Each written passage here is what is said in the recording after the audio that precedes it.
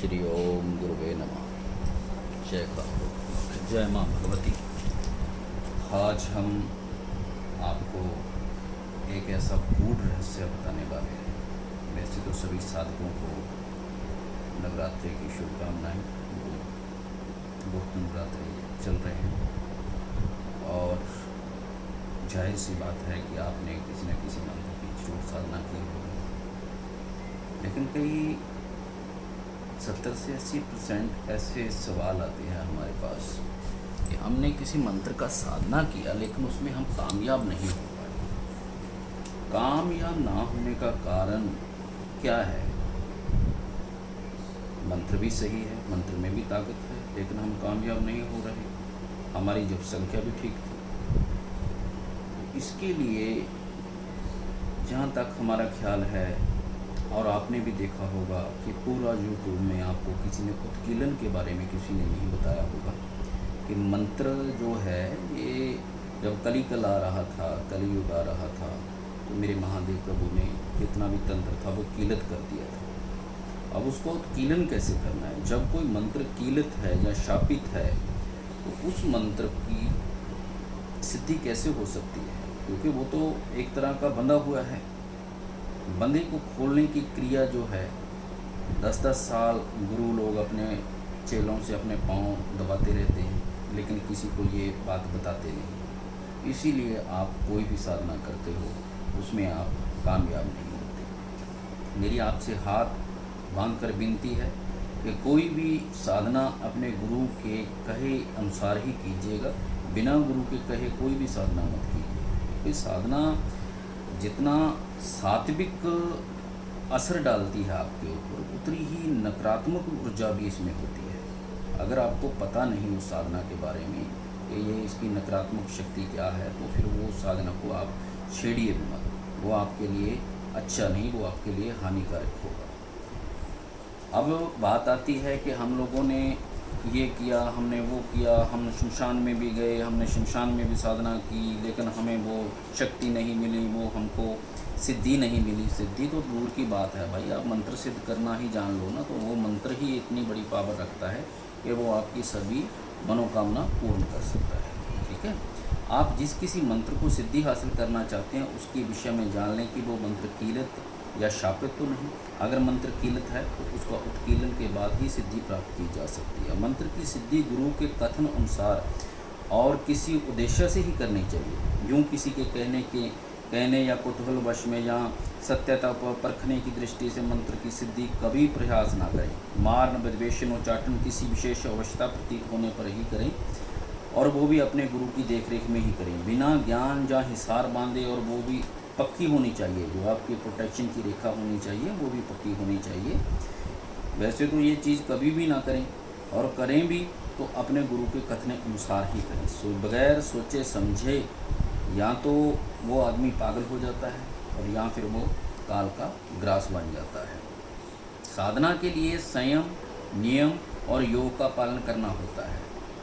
कोलाहल से दूर शांत वातावरण, एकांत स्थान होना चाहिए। मन को अधिकाधिक जितना भी हो अंतर्मुखी बनाने का प्रयास कीजिए। अपने मन के ऊपर कंट्रोल करने का कोशिश कीजिए। ये नहीं कि आपको मंत्र दे दिया और आपने उसको नहीं, आप समाधि में भी जब तक लीन नहीं हो जाते तब तक वो मंत्र की सिद्धि या मंत्र का आपको पावर का पता नहीं चलेगा। और इसके लिए प्राणायाम, ध्यान और समाधि का अभ्यास करना चाहिए। सब प्रकार की उलझनों से मुक्त मन सतोगुणी होकर ध्यान, समाधि, प्राणायाम तथा जप शक्ति को जागृत करना सबसे जरूरी होता है। शायद इसी कारण से साधना से लेकर सिद्धि हासिल करने तक गुरु कृपा, इष्ट कृपा जिसको आप पूछते हो, साधक का विधिवत प्रयास, साहस, एकाग्रता, दृढ़ संकल्प, ये साधना में अनिवार्य होता है।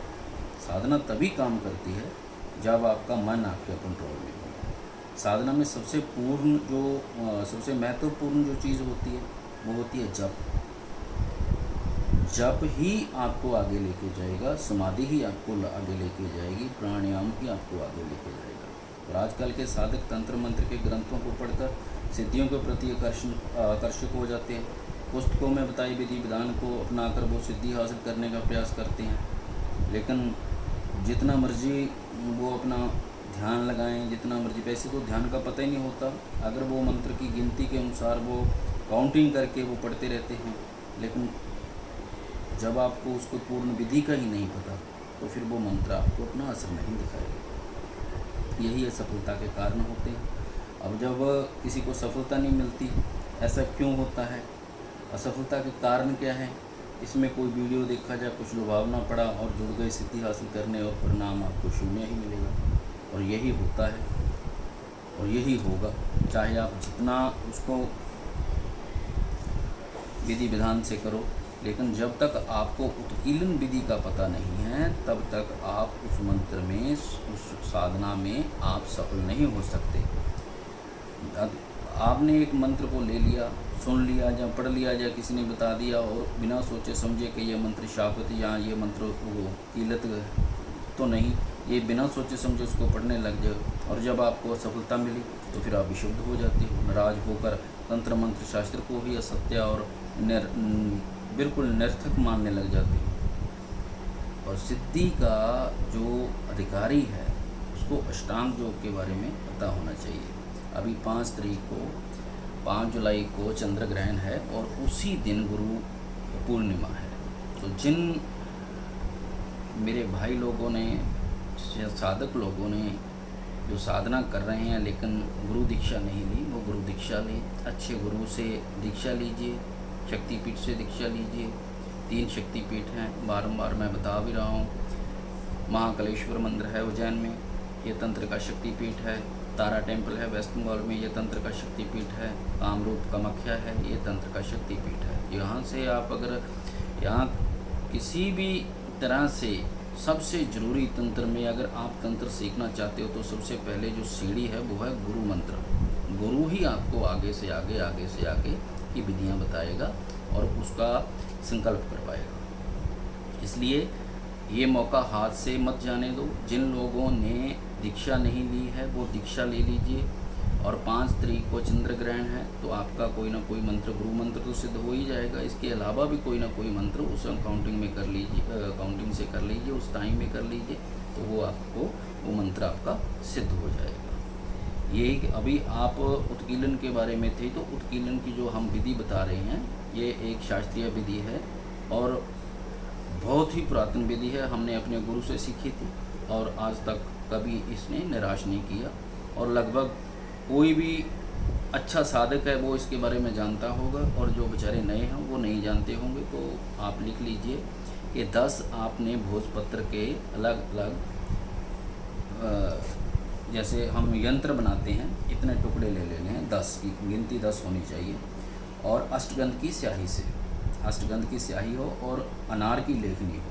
तो जो भी मंत्र आप सिद्ध करना चाहते हो वो अष्टगंध से उस भोजपत्र के ऊपर लिख लीजिए। 10 पन्नों के ऊपर या 10 टुकड़ों के ऊपर 10 बार लिखना है। और उसके बाद अपने मंत्र की काउंटिंग देख लिया कि कितनी है। तो फिर आपने गंगा जल एक ताम्र के पात्र में भर लेना है और पूषा की घास ले लेनी है। हर बार आपने मंत्र पढ़ने के बाद जो भी आपके 10 टुकड़े होंगे उनके ऊपर छींटे लगाते जाइए। जब आपकी काउंटिंग पूरी होगी तो वो मंत्र का उत्कीलन हो जाएगा, जो कीलत था वो खुल जाएगा। यही विधि करिए और आप फिर बोल रहे हो हमने 1000 बार पढ़ लिया, हम 2000 बार पढ़ लिया। मंत्र का उत्कीलन करने के बाद, इस विधि के बाद मंत्र को दीप धूप नैवेद्य आदि से उसकी पूजा कीजिए और इस विधि से आप उत्कीलन कीजिए। फिर देखिए मंत्र की क्या पावर है और मंत्र आपको क्या ताकत दिखाता है। ये गूढ़ रहस्य था मंत्र के उत्कीलन का, जो हमने आज आपको बताया है। इसी से काम लीजिए और आपको कामयाबी 100% मिलेगी। जय महामाई।